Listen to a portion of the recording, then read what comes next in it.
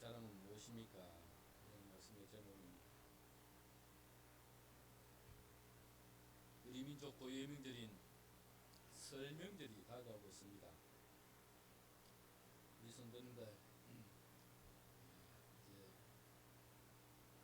설 명절을 맞이하여서 한번 앞뒤 잡으면 인사할까요? 새해 복 많이 받으세요. 이렇게 하면 인사하겠습니다.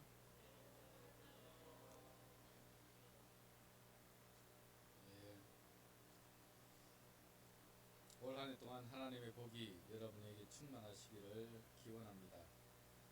오늘 설 명절을 맞아서 한가족 예배를 드리는데 신앙의 때가 끊어지지 않는 여러분의 가문이 되었으면 좋겠습니다. 이 시대에 우리 민안교 성도들의 가정은 아름다움 있는 가정, 믿음의 묻는 가정, 그런 가정이 될 수 있기를 축복합니다.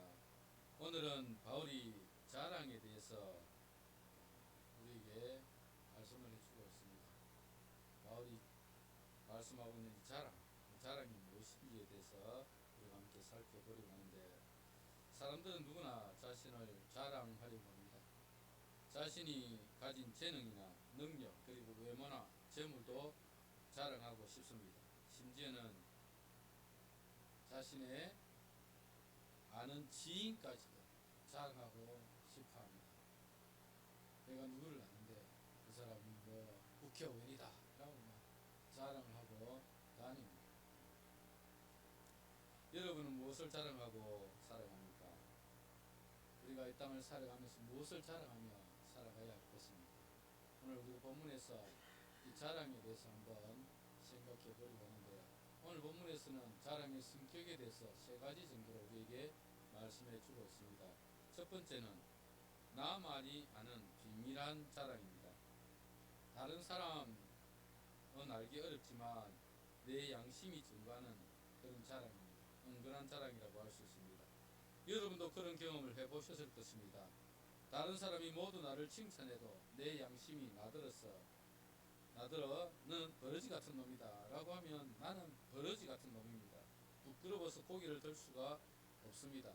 그런데 반대로 세상 사람들은 모두 나를 나쁘다고 해도 내 양심만은 나를 응원하고 있고 내가 옳았다고 말해주면 나는 떳떳한 것입니다. 이것이 비밀한 자랑입니다. 이 비밀한 자랑이 우리에게 필요하다는 것입니다. 사도 바울은 자기 양심에 끄리낌이 없는 비밀한 자랑을 가지고 있었습니다. 고린도 교회가 바울의 사도직을 가짜라고 오해하고 교회를 방문한다 해놓고 오지도 않는 거짓말장이라고 비난하고 그가 오지 않는 것은 겁쟁이라서 오면 또 사람들에게 놀림을 받을까 봐서 겁쟁이라서 오지 않는다고 거짓 선동을 했습니다. 바울은 자신의 양심에 전혀 끄리낌이 없었습니다. 아무리 그들이 비방을 해도, 아무리 그들이 거짓말을 해도, 아무리 그들이 거짓 선동을 해도 항상 그는 떳떳했습니다. 그래서 사람들의 비난에도 전혀 개의치 않았습니다. 오히려 그는 당당하게 자신이 예수 그리스도께서 세우신 사도임을 변명하였고 자신은 복음에 전혀 부끄러움이 없는, 끄리낌이 없는 그런 삶을 살았다고 말씀을 하고 있습니다. 사랑하는 여러분, 우리가 떳떳하면 남이 뭐라 해도 괜찮습니다. 내 내면이 채워져 있으면 남이 뭐라고 해도 사실은 가소롭죠. 나는 전문가인데 조금 안다고 해서 이것이 어떻고 저것이 어떻고 하면 사실은 가소롭습니다. 그렇죠. 그렇습니다. 우리의 내면이 채워져 있으면 남이 뭐라고 해도 거기에 우리는 연연해 하지 않습니다. 오히려 우리는 떳떳하고, 아니 우리가 내면이 채워져 있기 때문에 오히려 그들보다도 더 풍성해져 있는 것입니다. 그러나 우리의 내면이 비어 있으면 밖에서 조금만 비난해도 불같이 화를 냅니다. 여러분, 자존감과 자존심이 다르다는 것을 알고 있습니까? 자존감은 자아 존중감의 줄임말이죠. 자아 존중감. 그러니까 내가 나를 존중한다는 것입니다. 이게 자존감입니다. 자존감은 자신을 존중하고 가치 있는 존재라고 인식하는 마음을 말하는 것입니다. 간단하게 말해서 자기 자신을 긍정적으로 바라보는 태도라고 할 수 있습니다. 자존감이 높은 사람은 다른 사람과 비교해서 자신을 바라보지 않습니다.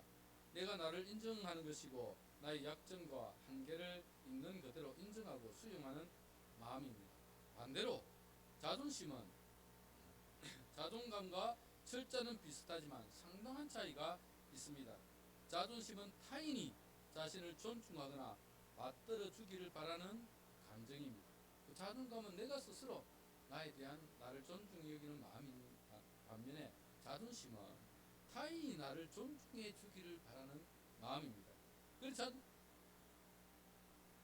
그래서 자존감이 높은 사람은 내 상태가 어떠하든 그대로의 나를 받아들이고 누가 뭐라고 해도 주눅들지 않고 있는 그대로의 나를 사랑합니다. 그러나 자존감은 낮고 자존심만 센 사람은 상대방의 한마디에 매우 불쾌히 여기며 상대방의 태도에 따라서 내 감정이 변화되는 것입니다. 그러니까 자존심만 높고 자존감이 낮은 사람은 누가 나에게 한마디 하면 굉장히 버럭화를 냅니다. 왜 그렇습니까? 다른 사람이 타인이 나에 대한 나를 존중해 주는 마음이 자존심이기 때문에 그렇기 때문에 다른 사람이 나를 존중해 주지 않을 때 버럭화를 냅니다. 자존감이 높은 사람은 남이 뭘 하든 말든 내 안에 내가 나를 존중하고 있습니다. 떳떳합니다. 괜찮습니다. 아무런 문제가 되지 않습니다. 그래서 여러분 자존감이 높아야지 자존심만 높이면 안 됩니다. 자존감이 높아야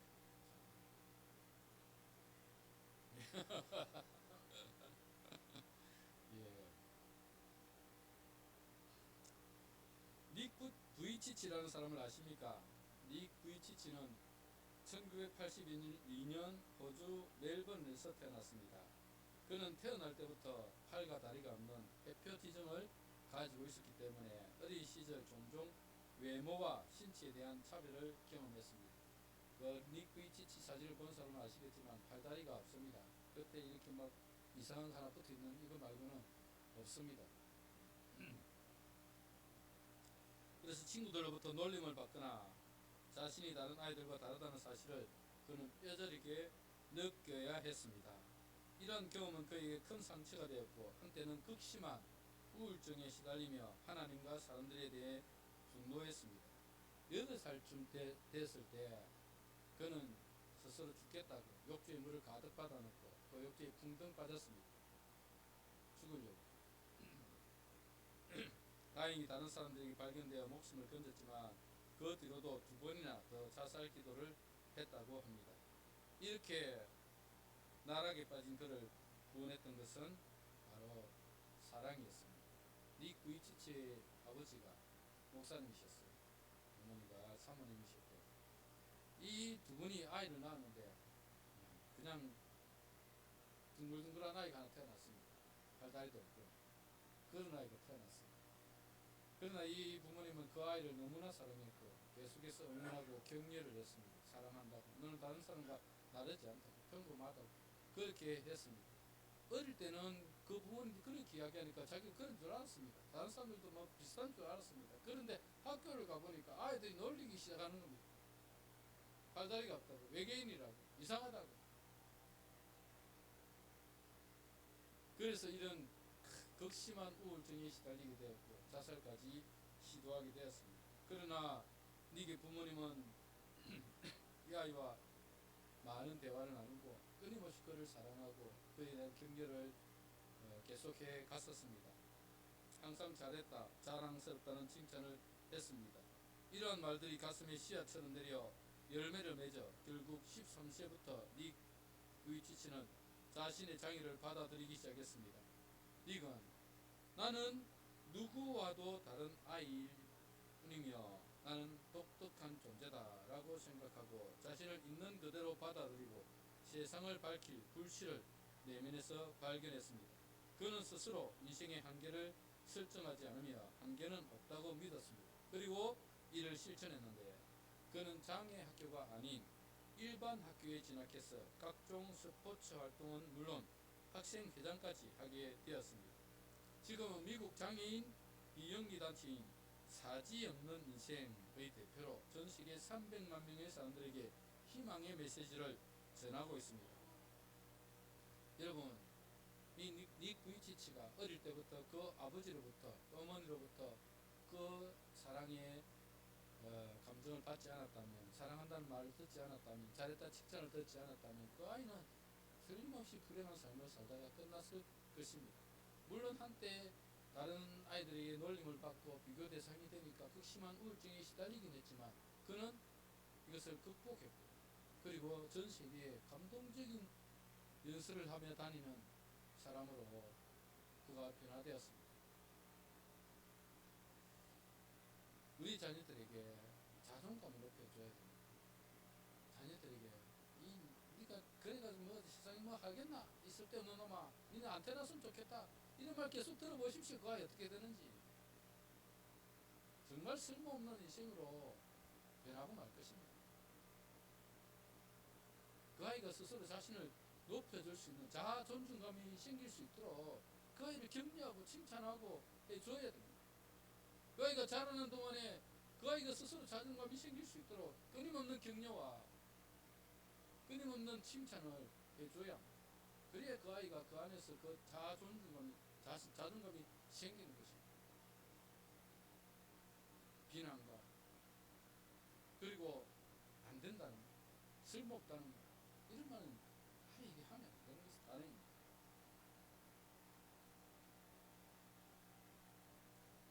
여러분의 자녀들에게 자존감을 높여주시길 바랍니다. 있는 그대로 자신을 받아들일 수 있는 능력을 길러주어야 합니다. 다른 사람이 뭐라고 해도 나는 하나님 앞에서 존귀한 존재라는 사실을 깨달을 수 있도록 항상 칭찬과 격려를 해주어야 합니다. 부모님의 인정과 사랑으로 가득 찬 사람은 자존감이 높아질 수밖에 없는 것입니다. 사도 바울은 자신의 양심에서 끄리낌이 없었습니다. 고린도 교회를 향한 그의 사랑과 열정은 진실한 것이었고 그가 진심을 다해 노력하며 세운 교회였습니다. 그래서 오늘 보면 12절에 보면 이렇게 말씀하고 있습니다. 우리가 세상에서 특별히 너희에게 대하여 하나님의 거룩함과 진실함으로써 하되 육체의 지혜로 하지 아니하고 하나님의 은혜로 행함은 우리 양심이 증거하는 바니 이것이 우리의 자랑이라, 그렇게 말씀하고 있습니다. 바울은 고린도 교회를 향한 마음이 거룩함과 진실함이었습니다. 거룩함과 진실. 정말 바울이 고린도 교회를 세우기 위해서 얼마나 수고하고 노력했습니까? 그 고린도 교회를 향한 마음은 거룩함과 진실함이었습니다.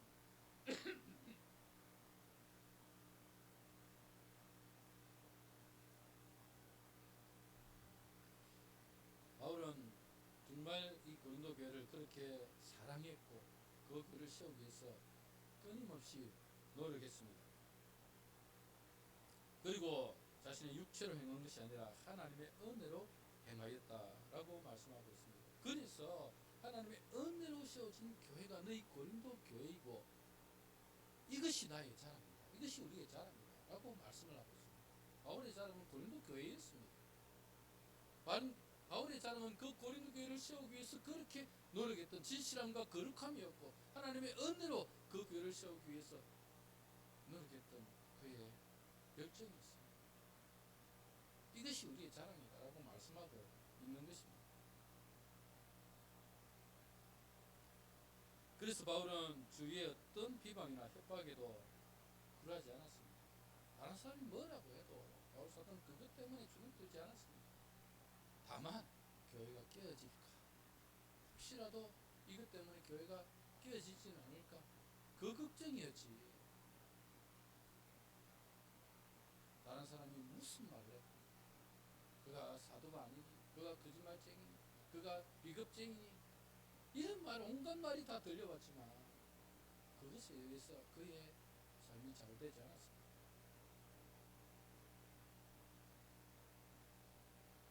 자신의 양심이 떳떳한데 주변의 말에 휘둘릴 이유가 없는 것입니다. 우리 내면이 여러분 떳떳하면, 우리의 내면이 떳떳하면 우리는 다른 사람에 의해서 영향을 받지 않습니다. 그래서 우리는 우리 내면의 자랑이 있어야 됩니다. 나는 이를 위해서 이렇게 노력하고 했었다. 주의 나라를 위해서 내가 지금까지 노력했다. 다른 사람이 뭐라도 들지 말아야 돼. 교회는 여러분 여러 말이 들립니다. 열심히 일을 하면 일을 한 만큼 더 많은 사람이 여기저기 이야기합니다. 제가 또 직분 받으라고 또 열심히 한다.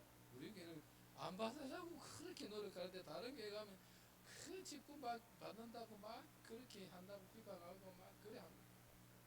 내가 내면이 떳떳하면 그런 말에 휘둘릴 필요가 없습니다. 우리가 수고하고 노력하는데 누가 옆에서 뭐라 해도 그런 말에 여러분 신경 쓰지 마십시오. 내가 떳떳한데 그렇지 않습니까? 내가 떳떳한데 뭐 다른 사람 말에 신경을 그렇겠습니까? 사람들은 원래 말하기 좋아합니다. 그래요. 저희 말을 해서 죄송하지만 제가 빌라 주무로 있는데 돈 한 푼 안 받고 그 사람들 위해서 열심히 봉사하고 있는데도 이런 말 저런 말 온갖 말 다 합니다. 그런 말 다 듣고 일일이 다 대응할 것 같으면 제가 뭐 어떻게 하겠습니까? 그죠? 우리 내면이 떳떳하면 그런 문제 안 됩니다. 여러분의 자존감이 높으면 그런 말 들려도 한쪽 귀로 듣고 한쪽 귀로 흘리면 돼요. 아무 문제가 없는 것이죠. 여러분의 내면이 여러분의 은근한 자랑이 여러분 속에서 넘쳐나기를 주의 이름으로 축복합니다. 두 번째는 그리스도만이 아는 자랑입니다. 내가 선한 일을 행할 때 주위의 사람들은 몰라주어도 그리스도께서 아시면 됩니다. 오른손은 하는 일을 왼손이 모른다고 해도 우리 주님만 아시면 우리는 그것으로 만족하는 것입니다. 세상 사람들이 뭐라 해도 그리스도께서 알고 인정하는 나의 비밀, 나의 진실, 나의 사랑을 가지고 사는 사람은 어떤 것에도 굴하지 않는 것입니다.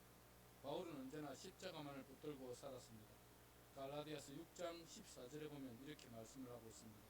내게는 우리 주 예수 그리스도의 십자가 외에는 결코 자랑할 것이 없으니 그리스도로 말미암아 세상이 나를 대하여 십자가에 못 박히고 내가 또한 세상을 대하여 그러하리라.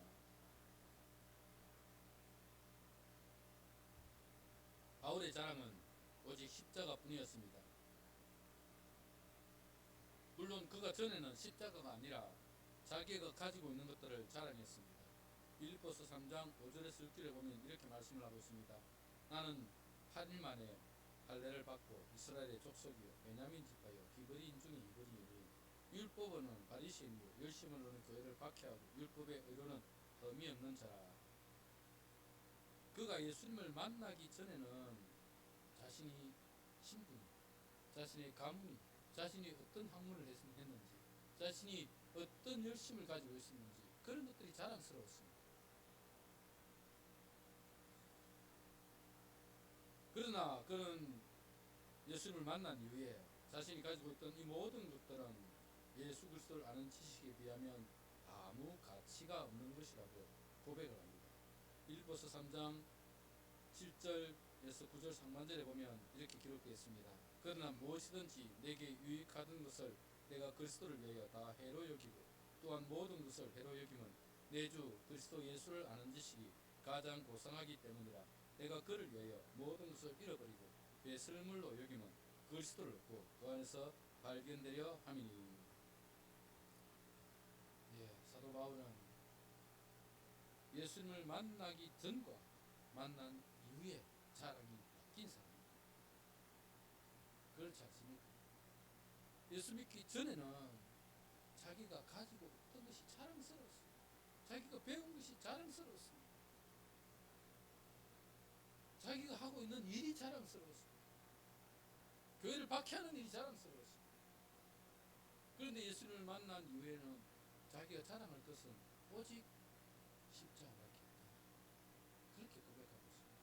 십자가밖에.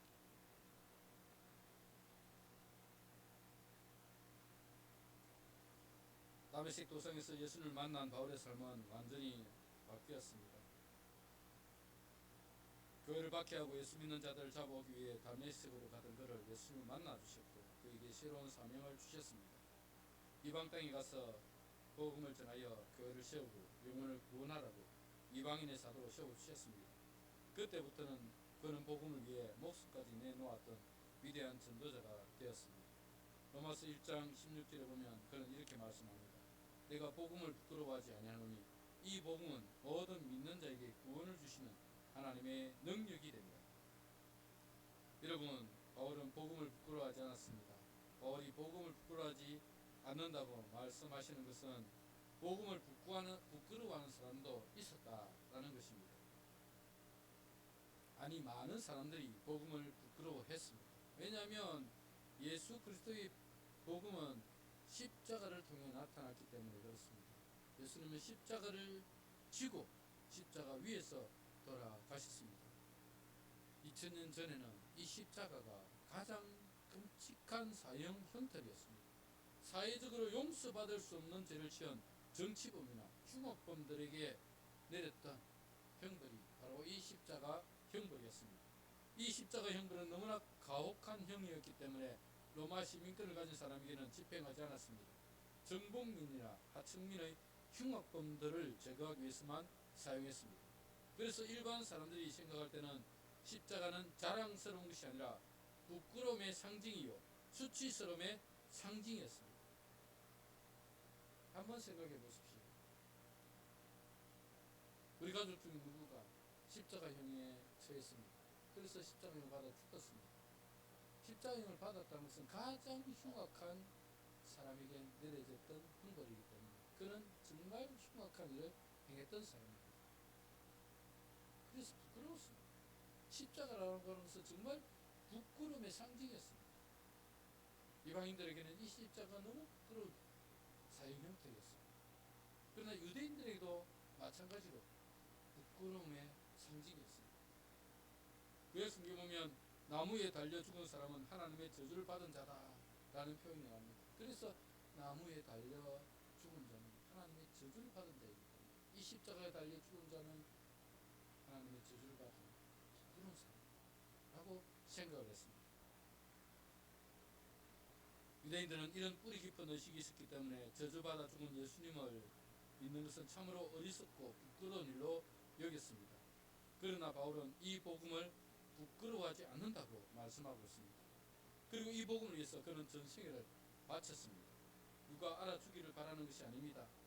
우리 주님만 알아주시면 된다는 마음으로 그는 복음을 전하는 위해 일평생을 바쳤던 것입니다. 그리고 마침내 그의 노력의 열매로 고린도 교회가 세워졌습니다.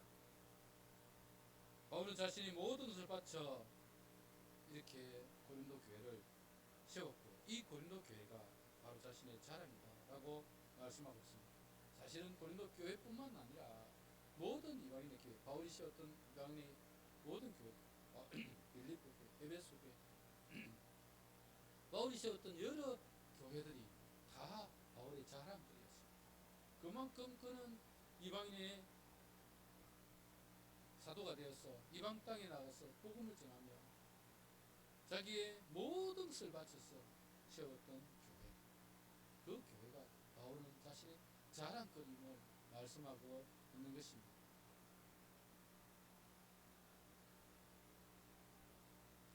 그렇게 수고하여 세운 교회들이 건강하고 또 아름답게 성장해 가는 모습을 볼 때 그는 매우 기뻤을 것입니다.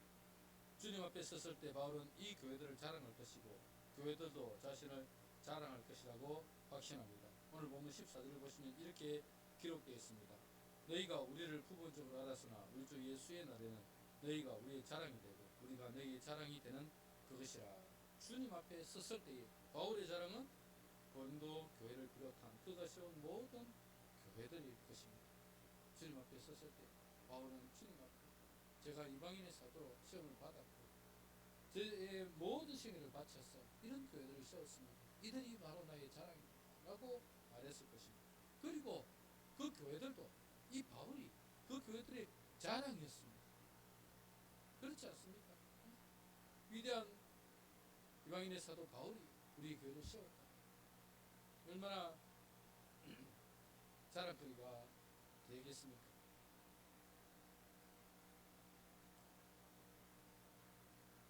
사랑하는 여러분, 다른 사람이 몰라줘도 우리 주님께서 아시면 그것으로 족하다는 마음으로 사도 바울은 정말 그의 전생을 바쳐서 이런 교회들을 세웠던 것입니다.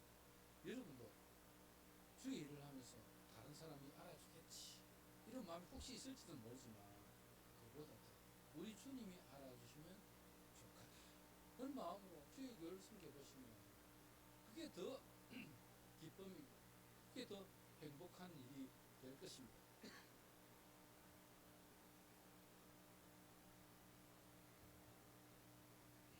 우리 주님은 그렇게 주님을 바라보면서 하나님의 나라를 위해서 자신의 전신을 바친 그들을 자랑스럽게 여기신 것입니다.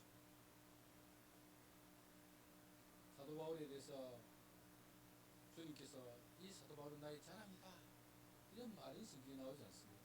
그러나 분명히 그렇게 하실 것입니다. 왜냐하면 구약 성경 욥기서에 보면 하나님께서 사탄을 모아놓고 자랑하는 장면이 나옵니다. 뭐라고 자랑합니까? 사탄아 네가 세상에 두루다녀 보았느냐 이 욥처럼 정직하고 또 하나님과 사람 앞에서 깨끗한 사람을 본 적이 있느냐 그렇게 자랑했습니다. 욥은 한 번도 입술로도 하나님을 원망하거나 저주한 적이 없습니다. 그의 삶은 항상 언제나 하나님 오직 하나님 중심으로 살았던 사람이었습니다. 그래서 하나님이 사탄에게 욥을 자랑합니다. 사탄은 생을 냅니다. 결국 욥에게 아주 힘든 시련을 주게 되었죠. 틀림없이 예수님도 바울을 자랑했었죠. 사탄들이 자랑했기 쉽습니다. 여러분 우리가 예수님의 자랑이 되면 얼마나 좋겠습니까? 주님만이 아신다. 그 마음을 가지고 우리가 이 땅을 살아가는 동안 주님께서 맡겨진 생명에 최선을 다해 살아가면 그것으로 족합니다. 그런 삶을 사는 것이 복된 삶입니다. 한번 살아보십시오. 그것이 얼마나 복된 삶인지. 그렇게 주님이 우리에게 하십니다.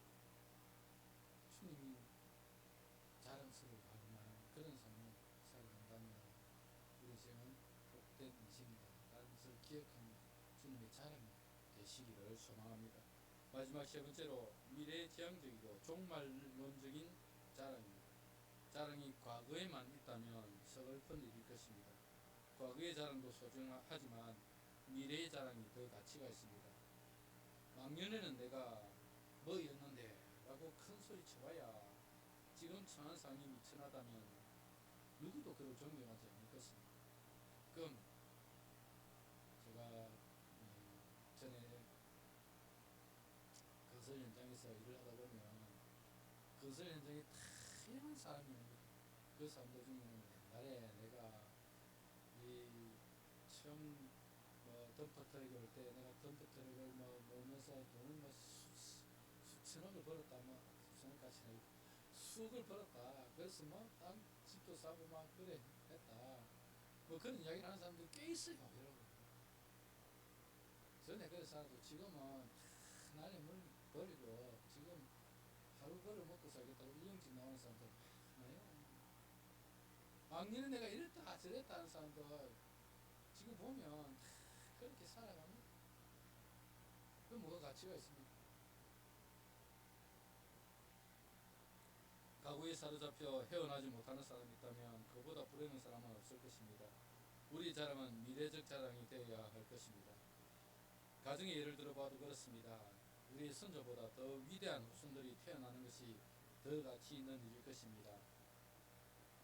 청출어람이라는 말이 있습니다.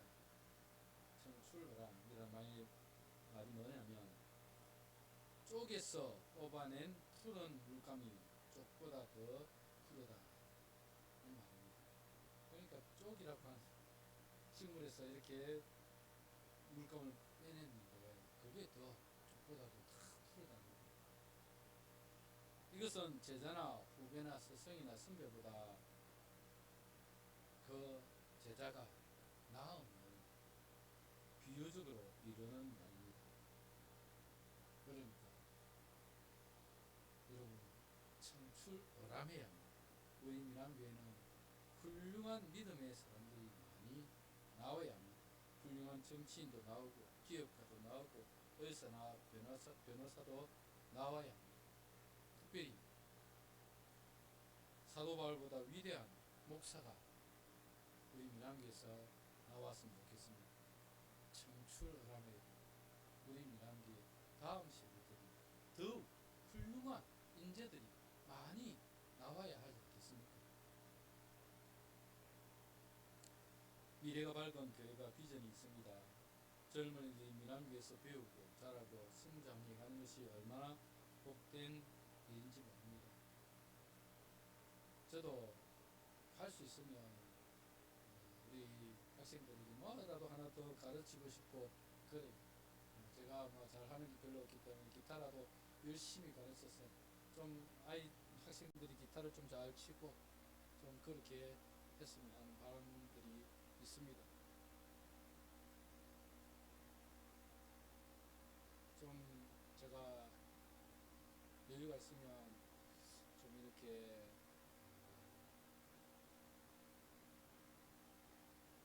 기타를 할 수 있는 혹은 악기들을 가르칠 수 있는 홀을 하나 마련하면 거기서 여러 가지 악기들을 좀 가르쳐 주면 좋겠다는 그런 마음도 꼭 가지고 있습니다.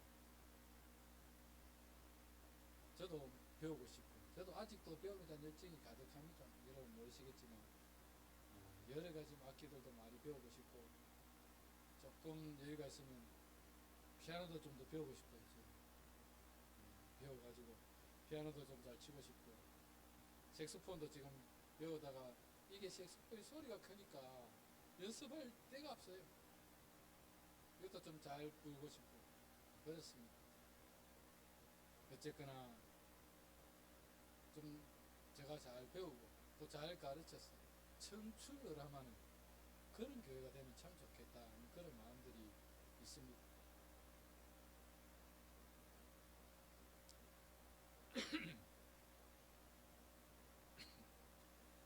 사랑하는 우리 민항교회 모든 성도님들은 청출어람하시길 바랍니다. 사도 바울은 현재보다 미래에 더 가치를 두고 있습니다. 오늘 본문 12절에서 지금 바울의 자랑이 무엇입니까? 고린도 교회를 향한 거룩하고 진실된 마음으로 육체가 아닌 하나님의 은혜로 수고하여 노력한 것이 바울의 자랑이었습니다. 그러나 14절에는 너희가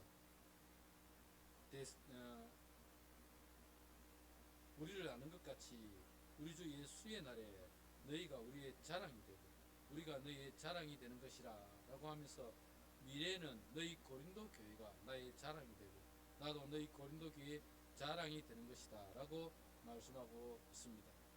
여러분 지금 여러분이 교회를 위해서 수고하고 노력하고 헌신하는 것 그것도 여러분의 자랑이 될 수 있습니다. 그러나 주님 앞에 섰을 때에 우리 모두가 주님 앞에 자랑거리가 되어야 할 것입니다. 우리 민항교회 모든 성도들이 주님 앞에 섰을 때에 우리가 섬기고 사랑했던 민항교회가 모든 성도들이 그런 자랑거리가 되었으면 좋겠습니다.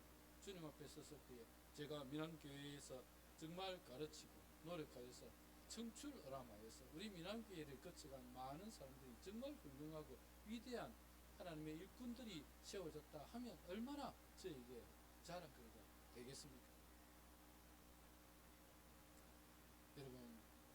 여러분이 또 복음을 전하여서 그 가운데서 많은 사람들이 교회에 와서 예수 믿고 구원하여서 그 사람들이 예수님을 믿고 민항교회에서 성장하여 훌륭한 믿음의 사람으로 자라간다면 그것이 또한 천국에서 여러분에게 자랑거리가 될 것입니다. 주님 앞에 섰을 때에 그분들이 바로 여러분의 자랑거리일 것입니다. 그래서 우리는 열심히 복음을 전하고 생명을 살리고 영혼을 구원하고 그들에게 말씀을 가르치고 그들을 잘 가르쳐서 훌륭한 주님의 제자로 세워가야 하는 사명들이 우리에게 있는 것입니다. 사랑하는 여러분, 우리가 정말 미래적인 자랑을 가졌으면 좋겠습니다. 주님 앞에 섰을 때에 우리가 전한 복음을 전한 그들이 또 우리의 민항교회 성도들이 우리가 섬겼던 성도들이 우리의 자랑이 되고 또 우리가 천국에 가서 민항교회가 우리가 섬겼던 민항교회가 아름답게 성장해가는 모습들을 보면서 그것이 우리의 자랑거리가 되면 얼마나 좋겠습니까? 그런 미래적인 자랑을 좀 생각해 봤으면 좋겠습니다. 우리가 앞으로 주님 앞에 섰을 때 우리 자랑이 무엇일까? 한번 좀 생각해 보시고 그런 미래적인 자랑이 우리에게 진정한 자랑임을 생각해 보셨어. 그래서 그런 자랑거리를 만들어가는 우리가 되어야 할 것입니다. 사랑하는 여러분, 여러분의 자랑은 무엇입니까? 무엇을 자랑하고 있습니까? 사도 바울은 정말 자신의 양심이 끓이킵니다. 사람들에게 자신이 지금까지 행했던 모든 일들이 전혀 자신의 양심에 끓이는 힘이 없고 예수 그리스도께서 아시고 예수 그리스도께서 자신의 사역들을 다 인정하심을 그는 자랑하고 있고 또 미래적으로 주님 앞에 섰을 때 자신이 주님 앞에 자랑거리가 바로 너희들이다 라고 자랑하고 있는 것입니다. 우리의 자랑도 바로 이런 자랑이 되어야 되지 않겠습니까? 이런 자랑을 위해서 우리가 살아가야 할 것입니다. 사랑하는 저와 여러분들이 이런 자랑을 할 수 있는 그런 우리 모두가 되었으면 좋겠고 그런 우리 민안교회가 되어서 천국에서 우리가 민안교회를 바라볼 때 정말 저 민안교회는 우리의 자랑이다 라고 말할 수 있는 여러분 모두가 되시기를 주님의 이름으로 축복합니다. 말씀을 기억하면서 함께 기도하도록 하겠습니다. 기도할 때 하나님